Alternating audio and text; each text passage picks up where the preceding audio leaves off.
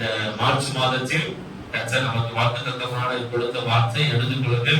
ஏசாயா தீர்க்கதரிசன புத்தகம் 35ஆம் அதிகாரம் எடுத்துக்கொள்ளுங்கள். ஏசாயா தீர்க்கதரிசன புத்தகம் 35ஆம் அதிகாரம் 10ஆம் வசனம் வாசிப்போம். கர்த்தரால் மீட்கப்பட்டவர்கள் திரும்பி ஆனந்த களிப்புடன் பாடி சீயோனுக்கு வருவார்கள்.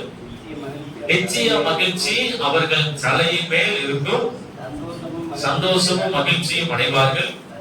சஞ்சலமும் தவிப்பும் ஓடிப்போம். இந்த மார்ச் மாதத்தில் கர்த்தர் நமக்கு வாக்குத்தத்தமாய் கொடுத்த வார்த்தை நிச்சய மகிழ்ச்சி அவர்கள் தலையின் மேல் இருக்கும். அவர்கள் அப்படி என்றால் வேதம் சொல்கிறது கர்த்தரால் மீட்கப்பட்டவர்கள். நீங்களும் நானும் கர்த்தரால் மீட்கப்பட்டவர்கள். பாவத்திலிருந்து சாபத்திலிருந்து தேவன் நம்மை மீட்டு ரட்சித்து தேவன் நம்ம என்ன பண்ணியிருக்கிறார்? இந்த ஆலயத்தில் தேவன் நம்மை வைத்திருக்கிறார். அப்ப நாம் எல்லாரும் கர்த்தரால் மீட்கப்பட்டவர்கள். அப்ப நம்முடைய குடும்பத்துல நிச்சய மகிழ்ச்சி என்ன செய்யணும்? இருக்கணும். சஞ்சலமும் தவிப்பு என்ன செய்யும்?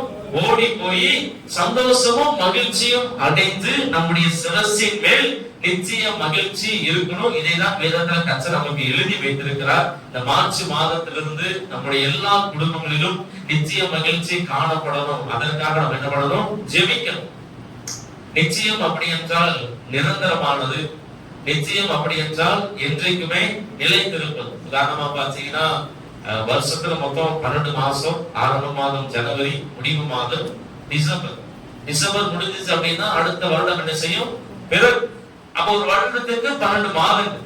அப்ப வருடத்திற்கு ஆரம்பம் இருக்கிறது, முடிவும் இருக்கிறது. அதே போல நிச்சயத்திற்கு முடிவு என்பது கிடையாது. அதே போல வேதம் சொல்லுகிறது நிச்சய மகிழ்ச்சி அவர்கள் தலையின் மேல் இருக்கும். அப்படி என்றால் கர்த்தருடைய பிள்ளைகள் இயேசுவை ஏற்றுக்கொண்ட நாள் முதல் இந்த உலகத்தை விட்டு பரலோகத்திற்கு போகிற நாள் வரைக்கும் அவருடைய சிரசின் மேல என்ன இருக்கணுமா? நிச்சய மகிழ்ச்சி இருக்கணும். கர்த்தர் அதை வாக்கு பண்ணியிருக்கிறார். இந்த மார்ச் மாதத்திலிருந்து நம்முடைய சிரசின் மேல கர்த்தர் கொடுக்கிற மகிழ்ச்சி நமக்கு என்ன செய்யணும்? நிறைவா இருக்கணும். உதாரணமாக வசனம் வாசம் பாத்தீங்கன்னா சங்கீத புஸ்தகம் 90ஆம் அதிகாரத்துல 15ஆம் வசனம் எடுத்து வாசிக்க. 90ஆம் புஸ்தகம் 15ஆம் வசனம். தேவரே எங்களை சிறுமைப்படுத்தின நாட்களுக்கும் நாங்கள் துன்பத்தை கண்ட வருஷங்களுக்கும் சரியா எங்களை மகிழ்ச்சியாக்கும். கர்த்தருடைய தாசனாகிய மோசே ஜெபிக்கிறார். ஆண்டவரே எங்களை சிறுமப்படுத்தின நாட்களுக்கும் துன்பத்தை கண்ட வருஷங்களுக்கும் சரியா எங்களை என்ன பண்ணுங்க? மகிழ்ச்சியாக்குங்க. நம்மளும் ஜெபிக்கணும். எப்படி ஜெபிக்கணும்? ஆண்டவரே என்னுடைய வாழ்க்கையில துன்பத்தி நாட்களை விட, நெருக்கச்சி நாட்களை விட, சிறுமைப்பட்ட நாட்களை விட மகிழ்ச்சி நாட்கள் அதிகமாகணும். ஒரு வருடத்தில் 365 நாட்கள் இருக்கிறது. 365 நாட்களில நம்ம எத்தனை நாட்கள் சந்தோஷமாய் வாழுகிறோம்? 365 நாட்கள் நம்ம எத்தனை நாட்கள் துக்கமாய் வாழுகிறோம்? துக்கத்தின் நாட்கள் நம்முடைய குடும்பத்தில் அதிகமா இருக்கா, இல்ல சந்தோஷத்தின் நாட்கள் நம்முடைய குடும்பத்தில் அதிகமா இருக்கா என்பதை நிதானித்து பார்க்கணும். துக்கத்தின் நாட்கள் அதிகமா இருக்குன்னா அதுக்கு என்ன காரணம்? அப்ப இந்த மாதத்திலிருந்து நம்முடைய வாழ்க்கையில சந்தோஷமா இருக்கிற நாட்கள், மகிழ்ச்சியா இருக்கிற நாட்களை கர்த்தர் என்ன செய்யணும்? பெருக பண்ணணும். மோசே ஜெபிக்கிற ஆண்டவரே துன்பத்தை கண்ட வருஷங்களுக்கு சரியா எங்களை என்ன பண்ணுங்க? மகிழ்ச்சி ஆக்கு. அநேக நாட்களுடைய வாழ்க்கையில துன்பங்கள் இருக்கிறது. அந்த துன்பத்தை நான் இத்தனை நாட்கள் துன்பத்தை நான் பார்த்துட்டேன். அப்ப அந்த துன்பத்தை பார்த்த நாட்களுக்கு சரியாக என்ன பண்ணுங்க? எங்களை மகிழ்ச்சியினால் நிரப்புங்க. அப்படின்னா கர்த்தருடைய பிள்ளைகள் குடும்பத்துல வாழ்க்கையில நம்முடைய வாழ்க்கையில எல்லாம் என்ன செய்யணும்? மகிழ்ச்சி நாட்கள் அதிகமாகணும். துன்பம் வருகிற போதும் நெருக்கம் வருகிற போதும் அந்த துன்பத்திலும் கர்த்தர் நமக்கு மகிழ்ச்சியை கொடுக்க தேவன் வல்லவரா இருக்கிறார். அந்த துன்பத்தின் நடுவிலும் தேவன் நமக்கு சந்தோஷத்தை கொடுக்க தேவன் வல்லவரா இருக்கிறார். ஏன்னா எல்லாருமே மகிழ்ச்சியை தான் எதிர்பார்ப்பாங்க.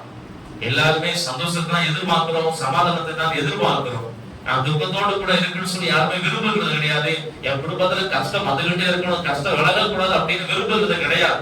அப்ப இந்த 2025ஆம் ஆண்டுல இந்த 3வது மாதத்திலிருந்து நிச்சய மகிழ்ச்சி நம்முடைய குடும்பத்தில் என்ன செய்யணும்? இருக்கணும். ஏன்னா நம்ம எல்லாரும் கர்த்தரால் மீட்கப்பட்டவர்கள், கர்த்தரை ஆராதிக்கிறவர்கள், கர்த்தரை தொழுது கொள்கிறோம். நம்முடைய வாழ்க்கையில துன்பச்சி நாட்களை விட மகிழ்ச்சி நாட்கள் அதிகமாகணும் சொல்லி நம்ம என்ன செய்வோம்? ஜெபிப்போம். கர்த்தர் நிச்சயமா நம்முடைய துன்பத்தை எல்லாம் மாற்ற தேவன் வல்லவராக இருக்கிறார். இந்த நாளிலும் வேதத்துல 3 காரியங்களை நம்ம பார்க்க போறோம். நம்முடைய வாழ்க்கையில மகிழ்ச்சி நாட்கள் அதிகமாகணும்னா நம்ம என்ன செய்யணும்? நம்முடைய குடும்ப வாழ்க்கையில மகிழ்ச்சி நாட்கள் அதிகமாக வேண்டுமானால் முதலாவதாக எடுத்து வாசிகள். அதே நீங்க சங்கீத புஸ்தகத்துல 90ஆம் அதிகாரம் 14ஆம் வசனம் வாசிப்போம். நாங்கள் எங்கள் வாழ்நாள் எல்லாம் களி கூர்ந்து மகிழும்படி காலையிலே எங்களை உமது கிருபையினால் திருப்தியாக்கும். வேதம் சொல்கிறது, நாங்கள் எங்கள் வாழ்நாள் எல்லாம் களி கூர்ந்து மகிழும்படி காலையிலே உமது கிருபையினால் எங்களை என்னங்க திருப்தியாக்கும். இன்னொரு வசனம் நீங்க வாசிங்க. அதே சங்கீத புஸ்தகத்துல 16ஆம் அதிகாரம் 11ஆம் வசனம் வாசிப்போம். இன்னொருத்தர் எசையா புஸ்தகம் 56:7 எடுத்துக்கொள்ளுங்க. ஜீவ மார்க்கத்தை எனக்கு தெரியப்படுத்தி உம்முடைய சமூகத்தில் பரிபூரணமான ஆனந்தமும் உமது வலது பாரசத்தில் நிச்சய பேரின்பம் உண்டு. அதே போல எசையா 56:7 வாசிங்க. நான் என் பரிசுத்த பர்வதத்திற்கு கொண்டு வந்து என் ஜெப வீட்டிலே அவர்களை மகிழ பண்ணுவேன். 3 வசனத்தை நம்ம வாசி பார்க்கிற போது காலையில என்ன பண்ணுங்க? கிருபையால் திருப்தி படுத்துங்க. அதே போல உடைய சமூகத்தில் பரிபூர்ணமான ஆனந்தம் இருக்கிறது. அதே போல தேவன் சொல்லுகிறார், அவர்களை ஜெப வீட்டில் கொண்டு வந்து என்ன பண்ணுவேன்? மகிழ பண்ணுவேன். அப்ப நம்முடைய குடும்பங்களில் மகிழ்ச்சியின் நாட்கள் அதிகமாக வேண்டுமானால் கவனிங்க, கர்த்தருடைய சமூகத்தில் நாம் என்ன செய்யணுமா? உட்கார வேண்டும்.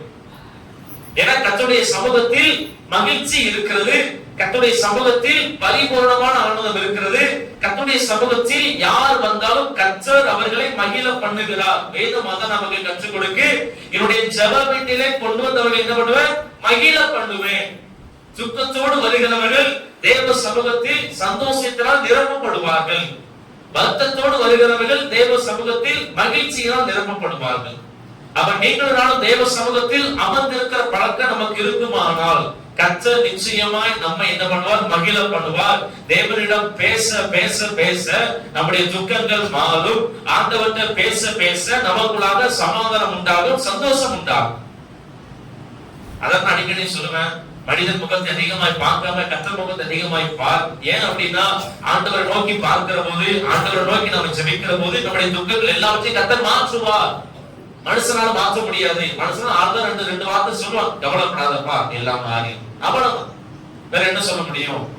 ஆனா ஆண்டவர்கிட்ட போய் நீங்க தேவ சமூகத்தில் அமர்ந்திருப்போமானால் ஆண்டவர் நம்முடைய துக்கத்தை மாற்றி துக்கங்கள் நம்மை ஆட்கொள்ளாதபடிக்கு நம்மை விடுதலை ஆக்குவார்.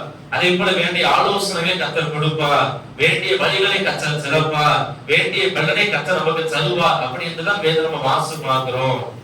சோதனை வருகிற போது தப்பித்துக் கொள்வதற்கான வழிகளை உண்டாக்குகிறார், தாங்கத்தக்கதான பலனை கர்த்தர் கொடுக்கிறார். அப்ப நம்முடைய வாழ்க்கையில மகிழ்ச்சி நாட்கள் நம்முடைய குடும்பத்தில் அதிகமாகணும் அப்படின்னா கர்த்தருடைய சமூகத்தில் என்ன செய்யணும்? உட்காரணும். ஏன்னா கர்த்தருடைய சமூகத்தில் மகிழ்ச்சி இருக்கிறது, கர்த்தருடைய சமூகத்தில் சமாதானம் சந்தோஷம் நிறைவா இருக்கிறது. தேவ சமூகத்தில் உட்கார்ந்து ஆண்டவர்கிட்ட நம்ம பேசுவோமானால், கர்த்தர் நோக்கி நம்ம பார்ப்போமானால், நம்மை அறியாமையிலே தேவன் நம்மை சமாதானத்தினாலும் சந்தோஷத்தினாலும் நிரப்ப தேவன் நல்லவரா இருக்கிறார். வேற எங்கு போனாலும் சந்தோஷம் கிடைக்காது, வேற எங்கு போனாலும் மகிழ்ச்சி கிடைக்காது. கர்த்தர் கொடுக்கிற மகிழ்ச்சி, கர்த்தர் கொடுக்கிற சந்தோஷம் நம்முடைய வாழ்க்கையில நிறைவா இருக்கும். உதாரணமாக கவனிங்க, 1 சாமுவேல் 1ஆம் அதிகாரத்தில் நீங்க வாசித்து பார்த்தீங்கன்னா அந்த பகுதியில எல்கானா அப்படின்னு ஒரு நபர் வருவார். எல்கானாவுக்கு மொத்தம் 2 மனைவிகள். ஒரு மனைவி பேர் அன்னாள், இன்னொரு மனைவி பேர் பெனினாள். இதுல என்ன பிரச்சனை அப்படின்னா, பெனினாளுக்கு குழந்தைகள் இருக்கிறது, அன்னாளுக்கு குழந்தை இல்லை. கர்த்தர் அன்னாளின் கற்பத்தை அடைத்திருந்தால் ஒரு நோக்கத்திற்காக. அது அன்னாளுக்கு சரியா தெரியும். அந்த எல்கானாக்குள்ள என்ன பழக்கம் அப்படின்னா, வருஷம் வருஷம் என்ன செய்வாங்க? குடும்பமாய் சீலோ அப்படிங்கிற ஆசிரியர் கூடாரத்திற்கு வந்து என்ன பண்ணுவாங்க? ஆலயத்திற்கு வந்து கர்த்தருக்கு பலி செலுத்தி சாப்பிட்டு என்ன செய்வாங்க? திரும்ப வீட்டுக்கு போவாங்க. இப்ப வருஷம் வருஷம் எல்கானா குடும்பங்களோட பலி செலுத்த வருகிற போது வேதம் சொல்கிறது, அன்னாளின் சக்காலத்தை என்ன பண்ணுவா? வருஷம் வருஷம் அன்னாளை விசனப்படுத்தி துக்கமாய் பேசுவான். அன்னாள் என்ன பண்ணுவா? அழுதுகிட்டு சாப்பிடாம இருப்பா. எல்கானா வந்து என்ன செய்வா? சமாதானப்படுத்துவா. இது வருஷம் வருஷம் நடக்கிற ஒரு காரியம். அவங்க எத்தனை வருஷம் ஆலயத்திற்கு வந்தாங்க என்று நமக்கே வேதத்தில் அதுல குறிப்பிடப்படவில்லை. அப்ப வருஷம் வருஷம் சபையில வந்து என்ன பண்றாங்க? பலி செலுத்துறாங்க, சாப்பிடுறாங்க, அதே போல சக்காலத்து என்ன பண்ணுகிறான், துக்கமா பேசுறான், எனக்கு குழந்தை இருக்கு, உன்ட குழந்தைகளை சொல்லி சொல்லி விசனப்படுத்துகிறான்.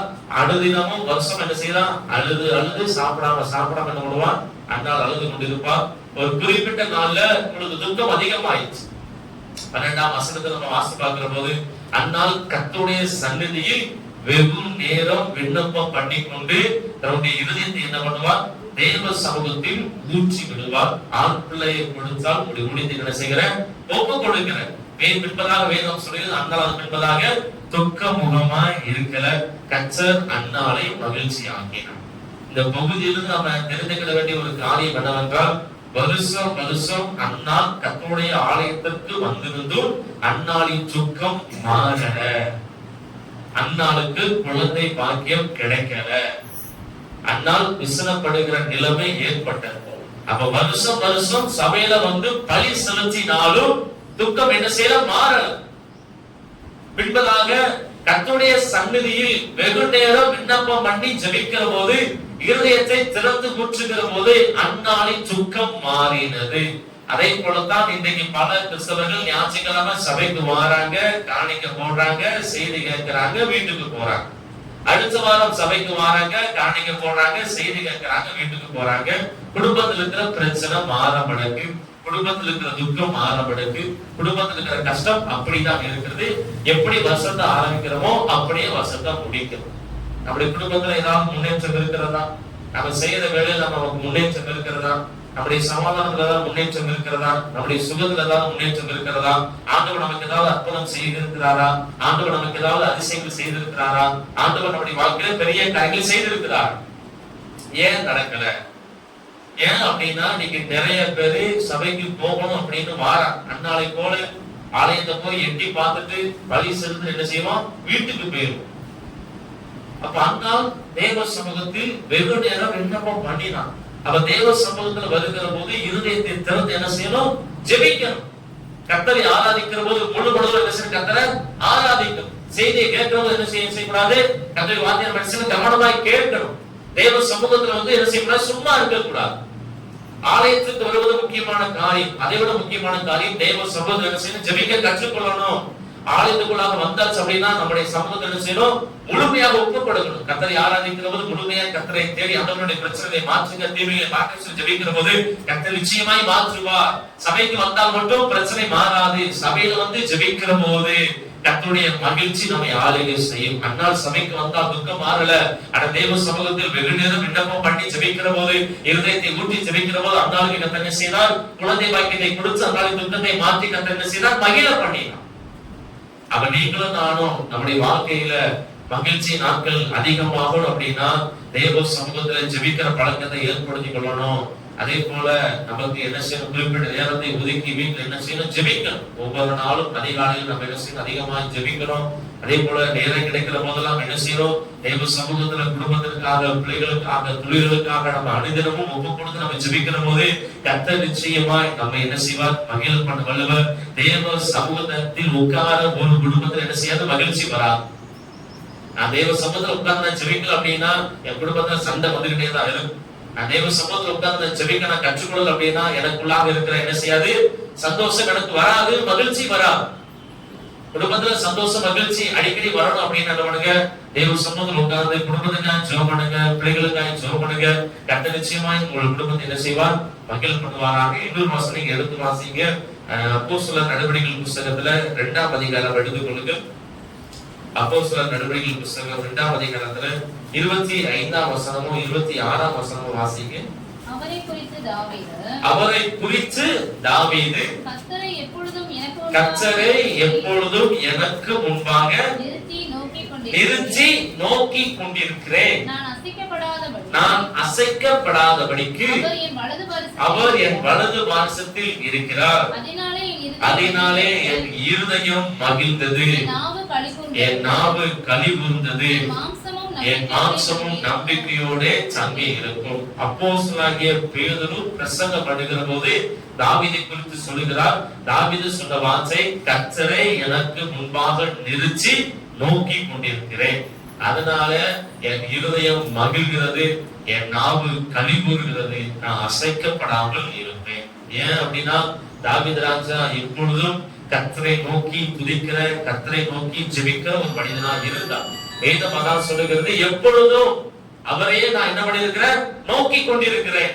அப்போ ஒரு கிறிஸ்தவன் கர்த்தரை நோக்கி கொண்டிருப்பான், ஆனால் கர்த்தருடைய இருதயத்தை மகிழ பண்ணுகிறார். அதனால ஒரு தீர்மானம் எடுங்கள். தேவ சமூகத்தில் அதிகமா உட்கார்ந்து நான் ஜெபிப்பேன்.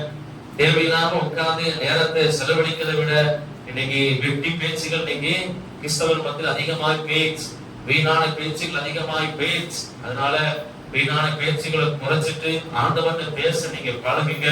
ஆண்டவர்கிட்ட பேசுகிற போது கர்த்தர் உங்க குடும்பத்துக்கு வேண்டிய சமாதானத்தை கொடுப்பார். ஆண்டவர்கிட்ட பேசுகிற போது கர்த்தர் உங்க குடும்பத்துக்கு வேண்டிய மகிழ்ச்சியை கொடுப்பார். உங்க குடும்பத்துக்கு வேண்டிய எல்லா நன்மைகளையும் செய்ய தெய்வம் வல்லவரா இருக்கிறார். வீணான வார்த்தைகள் சமாதானத்தை கெடுச்சிடும். என வேதம் சொல்கிறது, ஆகாத சம்பாசனைகள் நல்லொழுக்கங்களை கெடுச்சிடும். அதே போல சொற்கள் மிகுதியினால் பாவம் இல்லாமல் போகா. தன்னுடைய பிள்ளைகள் குறைச்சு பேச கத்துக்கிடும். இரண்டாவதாக ஒரு வசனம் எடுத்து வாசிங்கள். அப்போஸ்தலர் நடவடிக்கைகள் புத்தகம் 16ஆம் அதிகாரம் 34ஆம் வசனம். இரண்டாவது, நம்முடைய குடும்பத்தில் மகிழ்ச்சி நாட்கள் அதிகமாகணும்னா அப்போஸ்தலர் நடவடிக்கைகள் புத்தகம் 16:34 வாசிங்க. பின்பு அவர் அவர்களை தன் வீட்டிற்கு கூட்டிட்டு வந்து அவர்களுக்கு போஜனம் கொடுத்து தன் வீட்டார் அனைவரோடு கூட தேவனிடத்தில் விசுவாசம் உள்ளவனாகி மன மகிழ்ச்சியாய் இருந்தான். இப்ப முன்பதாக வசனத்தை வாசி பார்த்தீங்கன்னா, பவுலையும் சீலாவும் என்ன பண்ணுவார்கள், சிறைச்சாலையில் வைப்பார்கள். ராத்திரியில பவுலும் சீலாவும் கர்த்தரை துதிப்பார்கள். துதித்து பாடுகிற போது ஒரு பெரிய அசைவு உண்டாகி கட்டுகள் உடைகிறது. அதே போல சிறைச்சாலை கதவுகள் திறவுண்ட உடனே அங்க இருக்கிற சிறைச்சாலைக்காரன் பார்த்த உடனே அவனுக்கு ஒரு பயம், ஐயோ கைதிகள் எல்லாம் தப்பிச்சு போயிட்டாங்கன்னு சொல்லி இவனை தன்னை என்ன செய்வான், கொலை செய்ய பார்ப்பான். கொலை செய்ய பார்த்த உடனே பவுல் உடனே என்ன செய்வான், சத்தம் போடியப்பா எந்த தீங்கும் செய்யாத, நாங்க இங்கதான் இருக்கிறோம். அது பார்க்கிற போது சிறைச்சாலைக்காரன் ஆச்சரியப்பட்டு பவுலையும் சீலாவையும் என்ன பண்ணுவா, வீட்டுக்கு கூட்டிட்டு போவா. அதே அதிகாரத்துல நீங்க 16ஆம் அதிகாரத்துல 31ஆம் வசனம் வாசிங்க. அதற்கு அவர்கள் கர்த்தராகிய இயேசு கிறிஸ்துவை விசுவாசி, அப்பொழுது நீயும் உன் வீட்டாரும் என்று சொல்லி அவனுக்கும் அவன் வீட்டில் இருந்த யாவருக்கும் கர்த்தருடைய வசனத்தை போதித்தார்கள். பவுலும் சீலாவும் விடுதலை ஆக்கப்பட்ட உடனே பாதத்தில் விழுந்து, ஆண்டவரே நான் ரட்சிக்கப்பட என்ன செய்யணும்? உடனே அவருக்கு சொல்லுவாங்க, இயேசு கிறிஸ்துவை என்ன பண்ணு, விசுவாசி, அப்பொழுது நீயும் உன் வீட்டாரும் என்ன பண்ணுவீங்க, ரட்சிக்கப்படுவீர்கள் சொல்லி அவங்களை வீட்டுக்கு கூட்டிட்டு வந்து வீட்டில் இருக்கிற எல்லாரையும் ஒன்று சேர்த்து இப்ப பவுலும் சீலாவும் என்ன பண்ணாங்க, பிரசங்கம் பண்ணுகிறார். சுவிசேஷத்தை சொன்ன உடனே அவங்க என்ன பண்றாங்க, இயேசுவை ஏற்றுக்கொண்டு அன்று இரவே ஞானஸ்நானம் எடுக்கிற போது அவர்கள் என்ன பண்றாங்க, ஞானஸ்நானம் எடுத்து சாப்பிடுகிற போதுதான் வேதம் சொல்லுகிறது, தன் வீட்டார் அனைவரோடு கூட தேவனிடத்தில் விசுவாசம் உள்ளவனாகி மன மகிழ்ச்சியாய் இருந்தான். இரண்டாவது, நம்முடைய குடும்பத்தில் மகிழ்ச்சி நாட்கள் அதிகமாகணும் அப்படின்னா நீங்களும் நானும் வீட்டாரோடு கூட என்ன செய்யணும், தேவனிடத்தில் மன மகிழ்ச்சியா என்ன செய்யணும், இருக்கணும். தேவனிடத்தில் விசுவாசம் உள்ளவர்களா இருக்கணும். இப்ப சிறைச்சாலைக்காரன் தேவனிடத்தில் விசுவாசம் உள்ளவனா இருந்ததுனால மன மகிழ்ச்சி வந்தது. அவன் நம்ம யாரிடத்தில் விசுவாசம் உள்ளவர்களா இருக்கிறோம். அதே போல சிறைச்சாலைக்காரன் செய்த ஒரு பெரிய நன்மையான காரியம், வீட்டார் முழுவதும் என்ன செய்தான், ரட்சிப்புக்குள்ளாக வழி நடத்துவதற்கு அவன் கிரியை செய்தான்.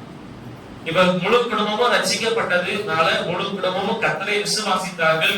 கர்த்தர் ஒரு மன மகிழ்ச்சியை கட்டளையிட்டார். அப்ப நம்முடைய குடும்பத்துல மகிழ்ச்சி நாட்கள் அதிகமாகணும் அப்படின்னா நீங்களும் நாம் என்ன செய்யணும், தேவனிடத்தில் விசுவாசம் உள்ளவர்களாய் வாழணும். நம்ம தேவனிடத்தில் விசுவாசம் உள்ளவர்களாய் வாழுகிறோமா என்பதை நாம் என்ன செய்யணும், ஆராய்ந்து பார்க்கணும். நம்மிடத்தில் விசுவாசம் காணப்படுகிறதா, குடும்பத்தில் விசுவாசம் காணப்படுகிறதா? விசுவாசத்தை நீங்கள் வளர்த்து கொள்ளுங்கள். கர்த்தரிடத்தில் ஒரு மனிதன் விசுவாசம் வைப்பான், ஆனால் கர்த்தர் அவனுக்கு என்ன பண்ணுகிறார், மன மகிழ்ச்சியை கொடுக்கிறார். சிறைச்சாலைக்காரன் கர்த்தரிடத்தில் விசுவாசம் வைத்தான், ரட்சிப்பு கிடைத்தது, ஞானஸ்நானம் எடுத்தார்கள், இப்பொழுது சந்தோஷமாய் வாழ்றான். என்ன இருதயத்தில் ஒரு சந்தோஷம் உண்டானது, எதனால கர்த்தரை விசுவாசித்ததுனால. அவன் நீங்களும் கர்த்தரை என்ன செய்யணும், உண்மையாய் விசுவாசிக்கணும். உண்மையாய் கர்த்தரிடத்தில் விசுவாசப்படுறவர்களா இருப்போம், ஆனால் கர்த்தர் நிச்சயமா நம்முடைய குடும்பத்தை என்ன சொல்வா, மகிழ பண்ண தேவன் வல்லவரா இருக்கிறார். அதே போல இன்னொரு வசனம் வாசி பாத்தீங்கன்னா எஸ்தரின் புஸ்தகம் 8ஆம் அதிகாரம் எடுத்துக்கொள்ளுங்க. எஸ்தரின் புஸ்தகம் 8ஆம் அதிகாரத்துல 16ஆம் வசனம் வாசிப்போம். இவ்விதமாய் யூதருக்கு வெளிச்சமும் மகிழ்ச்சியும் களிப்பும் கனமும் உண்டானது. வேதம் சொல்கிறது யூத ஜனங்களுக்கு மகிழ்ச்சி களிப்பு உண்டானது. எதனால? அதே முன்பதாக நீங்க எஸ்தர் புத்தகத்துல 4ஆம் அதிகாரம் 16ஆம் வசனம் நீங்க வாசி பார்த்தீங்கன்னா, எஸ்தர் ராஜாத்தி மொர்தெகாய்க்கு சொல்லி அனுப்பின வார்த்தை, நாங்கள் 3 நாட்கள் நானும் என் தாதிமாரும் என்ன செய்வோம், குசியாமல் அனுபவம் உபவாசம் பண்ணி ராஜாவினிடத்தில் போவோம். செத்தாலும் நான் சாகிறேன். ஏனென்றால் அகேஸ்வர ராஜாவின் நாட்களில ராஜாவின் அனுமதி இல்லாம என்ன செய்ய முடியாது, அவர் முன்பாக நிற்க முடியாது. அனுமதி இல்லாம போயிட்டோம் அப்படின்னா அது யாரா இருந்தாலும் என்ன செய்வார்கள், கொலை செய்யப்படுவார். அந்த கட்டளை தெரிந்திருந்தும் எஸ்தர் ராஜாத்தி 3 நாட்கள் உபவாசம் பண்ணி ஜெபித்தார்கள். ஜெபத்தோடு கூட அவர்கள் கட்டளை மீறி போனார்கள். ராஜாவின் கண்களில் கர்த்தர் தயவு கிடைக்க பண்ணினார். ஆமான் செய்த சதியை கர்த்தர் என்ன பண்ணினார், மாற்றி போட்டார். மொர்தெகாய் செய்த தூக்கு மரத்தில் ஆமான் தூக்கி போடப்பட்டார். அப்ப ஆமான் செத்த என்பதாக யூதர்களுக்கு மகிழ்ச்சி களிப்பு உண்டாகும். இதுக்கு முக்கியமான காரணம் எஸ்தர் ராஜாத்திக்கு இருந்த விசுவாசம். 3 நாள் நான் ஜெபம் பண்றேன், கர்த்தர் நிச்சயமாய் என்ன செய்வார், எனக்கு உதவி செய்யும். கர்த்தர் நிச்சயமாய் காரியத்தை என்ன செய்வார், மாற்றி முடிப்பார். நான் ராஜாவை போக்க போறேன், எனக்கு எந்த தீங்கும் வராது. அந்த விசுவாசம் எஸ்தர் ராஜாத்திக்கு அதிகமா இருந்ததுனால யூதர்களுக்கு ஒரு மகிழ்ச்சி உண்டானது. அப்ப நீங்களும் நானும் விசுவாசத்தில் நம்ம செயல்படுவோமானால், தேவனிடத்தில் விசுவாசம் இருப்போமானால், அது நம்முடைய குடும்பத்தில் என்ன செய்யும், மகிழ்ச்சியை கொண்டு வரும். கர்த்தருடைய வார்த்தையை நம்ம கேட்கிறோம், கர்த்தரை விசுவாசிக்கிறோம் என்று சொல்லுகிறார்கள். ஆனா நிறைய பேர் கிரியைகளை செய்யறது இல்ல. நம்முடைய விசுவாசம் பேச்சுல வெளிப்படணும், நம்முடைய விசுவாசம் நம்முடைய செயல்ல வெளிப்படணும், நம்முடைய விசுவாசம் நம்முடைய நடவடிக்கையில வெளிப்படும். விசுவாசமான வார்த்தைகளை பேசும். ஒரு காரியத்திற்காக நம்ம ஆண்டவனை ஜெபிக்கிற போது அந்த காரியம் கொஞ்சம் தாமதமாகுது அப்படின்னா நமக்கு எப்படிப்பட்ட வார்த்தைகள் வருது. இப்ப நான் ஒரு காரியம், ஒரு தேவைக்காக நான் ஜெபிக்கிறேன். திங்கட்கிழமை நான் இந்த காசை நான் கொடுக்கணும், ஆண்டவரே எனக்கு என்ன பண்ணுங்க, உதவி செய்ய சொல்லி ஜெபிக்கிறோம். ஞாயிற்றுக்கிழமை வந்துருச்சு, நைட் வரைக்கும் வந்துருச்சு, நமக்கு கிடைக்கல. திங்கட்கிழமை பிறந்துருச்சு, காலையில் வரைக்கும் நமக்கு அமௌண்ட் கிடைக்கல. நம்ம என்ன எப்படி இருக்கும், நம்ம எப்படி நடப்போம்? சரி ஆண்டவர் கொடுப்பார் அப்படின்னு நினைப்போமா? இதுக்கு மேல எப்ப வரப்போகுது அப்படின்னு நம்ம நினைப்போமா? அப்படி விசுவாசத்தின் வெளிப்பாடு எப்படி இருக்கிறது? நான் அடிக்கடி இடையில கூட நான் சொன்னேன், ஆபிரகாம் விசுவாசத்தின் தந்தை என்று அவர் சொல்லப்படுகிறார். ஈசாக்கை பலியிட சமயத்தில் கர்த்தர் ஈசாக்குக்கு நேராய் கையை ஓங்குகிறவங்க கர்த்தர் தடுத்தார். அது வரைக்கும் கர்த்தர் பார்த்து கொண்டே இருந்தால் 3 நாட்கள் ஆனது. ஆபிரகாம் என்ன செய்தார் என்பதை கடைசி நிமிடம் வரைக்கும் கர்த்தர் பார்த்தார். பின்பதாகத்தான் கர்த்தர் வாக்குத்தத்தத்தை கொடுத்து ஆபிரகாமை ஆசீர்வதிக்கிறார். நம்முடைய ஆண்டவர் கடைசி வரைக்கும் நம்ம பார்ப்பார். நம்முடைய விசுவாசம் எப்படி இருக்கிறது, நம்ம விசுவாசத்துல எப்படி செயல்படுகிறோம். ஒரு காரியத்தை அடைகிற வரைக்கும் என் மகன் எப்படி விசுவாசமா என்னிடத்தில் இருக்கிறானா, இல்ல அவனுடைய பேச்சு எப்படி மாறுகிறது, அவனுடைய சிந்தை எப்படி மாறுகிறது என்பதை என்ன செய்யணும், நாம நிதானித்து பார்க்கணும். தேவனிடத்தில் விசுவாசம் உள்ளவர்களா இருப்போம். ஆனால் கர்த்தர் நிச்சயமா நம்ம என்ன பண்ணுவார், மகிழ பண்ணுவார். உதாரணமாக நான் இடையில கூட ஒரு நாள் சொல்லியிருக்கிறேன். ஒரு அம்மா அவருடைய கணவருக்காக என்ன பண்ணாங்க, ரட்சிக்கப்படணும்னு சொல்லி என்ன பண்ணாங்க, ஜெபம் பண்ணாங்க. அவருடைய கணவர் ரொம்ப குடிக்கிற ஒரு நபர், ஆண்டவரே என் கணவர் ரொம்ப குடிக்கிறாரு, குடிப்பழக்கத்துக்கு விடுதலையா என்ன செய்யணும், ரட்சிக்கப்படணும்னு சொல்லி 2 நாள் உபவாசம் பண்ணி என்ன பண்ணா, சாப்பிடாம இல்லாம நம்ம உபவாசம் பண்ணி ஜெபித்து 2 நாள் புரிஞ்சு வீட்டை விட்டு வெளியே வந்திருக்கு. உடனே பக்கத்துல இருக்கிற நம்ம கடிச்சு, பரவாயில்ல நீ 2 நாள் உபவாசம் பண்ணி என்ன பண்ணிருக்க, ஜெபம் பண்ணிருக்க, கர்த்தர் நிச்சயமா உன் ஜெபத்தை கேட்டு வீட்டுக்காரர் என்ன பண்ணுவாரு, ரட்சிப்பா, கவலைப்படாம சொன்ன உடனே நம்ம உடனே சொன்னா அவர் எங்க ரட்சிக்கப்பட போறாரு. அவெல்லாம் என்ன சொன்னாலும் நிறுத்த மாட்டாரு, திருந்த மாட்டார். அப்ப நம்ம 2 நாளும் உபவாசம் பண்ணி அப்ப என்ன ஜெபம் பண்ணிருக்கு நீங்க பாருங்க. இன்னைக்கு நிறைய பேருக்கு ஜெபம் பண்றப்ப விசுவாசம் ரொம்ப அதிகமா இருக்கு.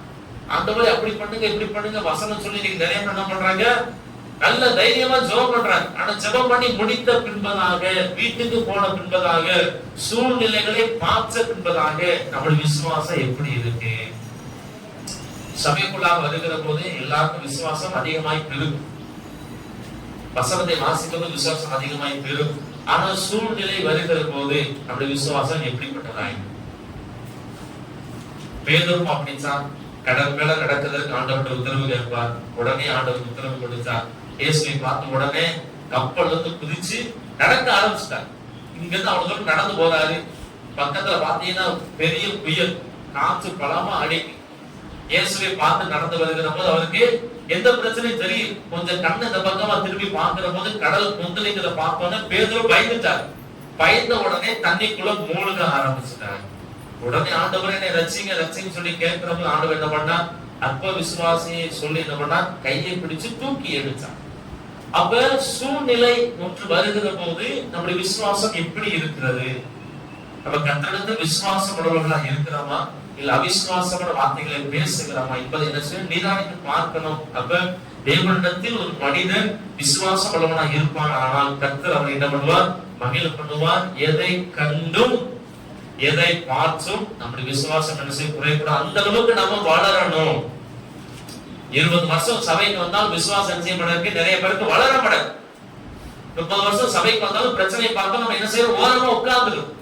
என்னால முடியல, என்ன செய்ய, என்னால துக்கம் தாங்க முடியல, என்னால இந்த பிரச்சனையை தாங்க முடியல.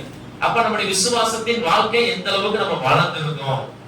ஏன்னா வேதம் சொல்லுகிறது, துச்செய்தியை கேட்கிறதுனா நீதிமான் பயப்பட மாட்டான். என்னதான் நம்ம இருதயம் கர்த்தரை நம்பி திடனா இருக்கும். தேவ சமூகத்துல உட்கார்ந்து நம்ம நிதானிச்சு பார்க்கணுங்க. வருஷம் வருஷம் ஆலயத்துக்கு வராம, இத்தனை ஆண்டுகள் வராம உடைய விசுவாசத்தின் வெளிப்பாடு எந்த அளவுக்கு இருக்கிறது. ஒரு பிரச்சனை பார்க்கணும்னா நம்ம தைரியமா நிற்கிறோமா, ஒரு கஷ்டத்தை பார்க்க நம்ம தைரியமா நிற்கிறோமா, இல்ல சோர்ந்து போறோமா? சோர்ந்து போறோம் அப்படின்னா நம்முடைய விசுவாசம் என்ன செய்யல, பலனா இருக்கல, விசுவாசம் வெளிவிடப்பட்டு இருக்கு. அதனால விசுவாசத்துல நம்ம வளருவோம், விசுவாசத்துல நம்ம செயல்படுவோம். கர்த்தர் நிச்சயமா நம்ம என்ன பண்ணுவார், மகிழம் பண்ணுவார். இரண்டாவதாக தேவனிடத்தில் நாம் விசுவாசம் உள்ளவர்களாக இருப்போம். ஆனால் கர்த்தர் நிச்சயமா நம்ம என்ன பண்ணுவார், மகிழ பண்ணுவார். விசுவாசத்துல வளர நீங்க ஜெபத்துல நீங்க வைங்க. கர்த்தர் நிச்சயமா நமக்கு வேண்டிய கிருபைகளை தருவாராக. மூன்றாவதாக எடுத்து வாசிங்கள் சங்கீத புஸ்தகம் 119 அதிகாரம் எடுத்துக்கொள்வது. மூன்றாவதாக மகிழ்ச்சியின் நாட்கள் அப்படி குடும்பத்தில் அதிகமாக வேண்டுமானால் சங்கீத புஸ்தகம் 119 அதிகாரத்துல 77 வசனம் வாசிங்க. நான் பிழைத்திருக்கும் படிக்கு உமது இரக்கங்கள் எனக்கு கிடைப்பதாக உம்முடைய வேதம் என் மன மகிழ்ச்சி. அதே போல 92 வசனம் வாசிங்க. அதே அதிகாரத்துல உமது வேதம் என் மன மகிழ்ச்சியாய் இராதிருந்தால் என் துக்கத்திலே நான் அழிந்து போயிருப்பேன். அதே விதத்துல நீங்க 143 வசனம் வாசிப்போம். இக்கட்டும் நெருக்கமும் என்னை பிடித்தது, ஆனாலும் உமது கற்பனைகள் என் மன மகிழ்ச்சி. 174 நீங்க வாசி பார்த்தாலும் அதே வேதம் சொல்லுகிறது, உமது வேதம் என் மன மகிழ்ச்சி. சங்கீதக்காரர் 4 முறைக்கு மேலாக சொல்லுகிறார், உம்முடைய வேதம் என்னுடைய மன மகிழ்ச்சியா இருக்கிறது. உமது வேதம் என் மன மகிழ்ச்சியா இராதிருந்தால் என் துக்கத்தில் என்ன பண்ணிருப்பேன், அழிந்து போயிரும். அப்ப மூன்றாவதாக மகிழ்ச்சி நாட்கள் நம்முடைய குடும்பங்களில் அதிகமாக வேண்டுமானால் கர்த்தருடைய வேதத்தை வாசிக்கிறவர்களாக, தியானிக்கிறவர்களாக, கேட்கிறவர்களாக நாம் இருக்கணும். ஏன்னா சங்கீதக்காரர் சொல்லுகிறார், கர்த்தருடைய வேதம் என்னுடைய மன மகிழ்ச்சி. இந்த வேதத்தில் இருக்கிற வார்த்தைகள் எனக்கு மகிழ்ச்சியை கொண்டு வருகிறது. அதே போல அதே சங்கீதம் 119 165 வசனம் வாசி பார்த்தீங்கன்னா, வேதத்தை நேசிக்கிறவர்களுக்கு மிகுந்த சமாதானம் உண்டு, அவர்களுக்கு இடர்கள் இல்லை. கர்த்தருடைய வேதத்தை நேசித்து அதை வாசிக்கிற பிள்ளைகளுக்கு சமாதானம் உண்டாகும், மகிழ்ச்சி உண்டாகும். இருதயத்தில் ஒரு மகிழ்ச்சி கர்த்தர் என்ன செய்வார், வசனத்தை மூலமாய் கொடுக்கிறார். சங்கீதக்காரன் அப்படித்தான் 4 முறைக்கு மேலாக வேதத்தில் சொல்லுகிறார், உம்முடைய வேதம் என்னுடைய மன மகிழ்ச்சி, உம்முடைய வேதம் என்னுடைய மன மகிழ்ச்சி. அப்ப கர்த்தருடைய வேதம் ஆதியாகம புஸ்தகம் முதல் வெளிப்படுத்துற விசேஷம் வரைக்கும் கர்த்தருடைய வார்த்தைகள் நம்முடைய இருதயத்தில் என்ன செய்யும், மகிழ்ச்சியை கொண்டு வரும். அவர் கர்த்தருடைய பிள்ளை வேதத்தை வாசிப்பானால், வேத வசனங்களை கேட்பானால் கர்த்தர் அவன் என்ன பண்ணுவார், மகிழ பண்ணுகிறார். ஏன்னா கர்த்தருடைய வசனங்கள் இருதயத்துக்குள்ளாக செல்லுகிற போது அது நமக்குள்ளாக என்ன செய்யும், சந்தோஷத்தை சமாதானத்தை கொடுக்கும். உதாரணமாக கடந்த வாரத்துல சோமினா ஒரு வசனம் சொன்னான். முறை வசனம் சொல்றப்ப நீங்க எல்லாரும் சிரிச்சீங்க. ஏன் சிரிச்சீங்க? சிரிச்சீங்களா இல்லையா? போன வாரம் சோமினா வசனம் சொல்றப்ப நீங்க எல்லாரும் சிரிச்சீங்க. ஏன் சிரிச்சோம்? ஏன் சந்தோஷமா இருக்கு? சின்ன பிள்ளை 3 வயசு பிள்ளை வசனம் சொல்றப்ப என்ன வருது? நம்மள அறிஞ்சோ அறியாமல் உள்ள ஒரு சந்தோஷம் வருது. அது ஏன் வருது, எதுக்கு வருது நமக்கு சொல்ல முடியும். அப்ப வசனத்தை சொல்லுகிற போது, அதை கேட்கிற போது நமக்கு என்ன வருது? பரவாயில்ல, சின்ன பிள்ளை நல்லா வசனம் சொல்லுது, உள்ளுக்குள்ள ஒரு சந்தோஷம். வேதம் மகா சொல்லுகிறது, உங்களுடைய வேதம் நம்முடைய மன மகிழ்ச்சியா இருக்கிறது. கர்த்தருடைய வேதம் நம்முடைய மகிழ்ச்சியா இருக்கிறதுனால நம்முடைய துக்கங்கள் எல்லாவற்றையும் மாற்ற தேவன் வல்லவரா இருக்கிறார். துக்கம் வருகிற போது, நெருக்கம் வருகிற போது நீங்க நிறைய பேர் செய்யற தப்பு என்ன அப்படின்னா, நெருக்கம் வருகிற போது நிறைய பேர் ஜெபம் மட்டும் பண்றாங்க. நெருக்கம் வருகிற போது ஜெபத்தோடு கூட சேர்ந்து என்ன செய்யணும்? வேதத்தை வாசிக்கணும். நீங்க வேதத்தை வாசிக்கிற பழக்கம் குறைஞ்சுக்கிட்டே வருது. ஜெபம் ஜெபம் ஜெபம் சொல்லி என்ன பண்றாங்க? ஜெபத்துக்கு பின்னாடியே ஓடுறாங்க. ஜெபம் பண்ணா மட்டும் துக்கம் மாறா. ஜெபத்தோடு கூட வேத வசனத்தை வாசிக்கிற போது வசனம் நம்முடைய இருதயத்தை தேற்றும். அதான் நான் பிள்ளைகிட்ட அடிக்கடி என்ன சொல்லும் அப்படின்னா, ஜெபம் பண்ணா என்ன செய்யணும்? பைபிள் வாசிக்கணும். பைபிள் வாசித்தா என்ன செய்யணும்? ஜெபம் பண்ணணும். ரெண்டுமே தனித்தனி என்ன செய்யக்கூடாது? ஒருபோதும் பண்ணக்கூடாது. ஜெபிச்சீங்க அப்படின்னா என்ன பண்ணுங்க? வேதத்தை எடுத்து 2-3 அதிகாரம் வாசி. 2-3 அதிகாரம் நீங்க வாசிக்கிறீங்க அப்படின்னா என்ன பண்ணுங்க? ஜெபம் பண்ணுங்க. ஜெபம் பண்ணுவது தேவன் நம்மோடு கூட, நாம தேவனோடு கூட பேசுவோம். வேதத்தை வாசிப்பது கர்த்தர் நம்மோடு கூட பேசுவதற்கு அடையாளம். அதனால நம்முடைய வாழ்க்கையில வேத வசனங்களை நம்ம வாசிக்கிற போது, தியானிக்கிற போது, வார்த்தைகளை கேட்கிற போது அது நம்முடைய இருதயத்தில் என்ன செய்யும்? மகிழ்ச்சியை கொண்டு வரும். அதனால கர்த்தருடைய வேதத்தை அதிகமாய் வாசிங்க. துக்கம் வருகிற போது பைபிள் எடுத்து நீங்க வாசிங்க. கர்த்தர் நிச்சயமா நம்மோடு கூட பேசுவார், இடைப்படுவார். கர்த்தர் ஒரு வார்த்தை சொல்வார், ஆனால் அது நம்முடைய இருதயத்திற்கு ஒரு பெரிய சந்தோஷத்தை, ஒரு பெரிய சமாதானத்தை என்ன செய்யும்? கொண்டு வரும். அதனால மூன்றாவதாக, கர்த்தருடைய வேதத்தை வாசிக்கிறவர்கள், கேட்கிறவர்கள், அதை தியானிக்கிறவர்களுக்கு என்ன செய்யும்? மகிழ்ச்சி உண்டாகும். அதனால வசனத்தை கேட்க நீங்க என்ன பண்ணுங்க? பிரயாசப்படு. அநேக பேர் வசனத்தை கேட்க நீங்க நிறைய பேர் விருப்பம் இல்லாமல் நிறைய பேர் இருக்கிறார். அப்ப விருப்பம் இல்லாமல் என்ன செய்யக்கூடாது? இருக்கக்கூடாது. வசனத்தை நீங்கள் கேளுங்கள். கர்த்தர் நிச்சயமா நம்மளை மகிழ பண்ணுவார்.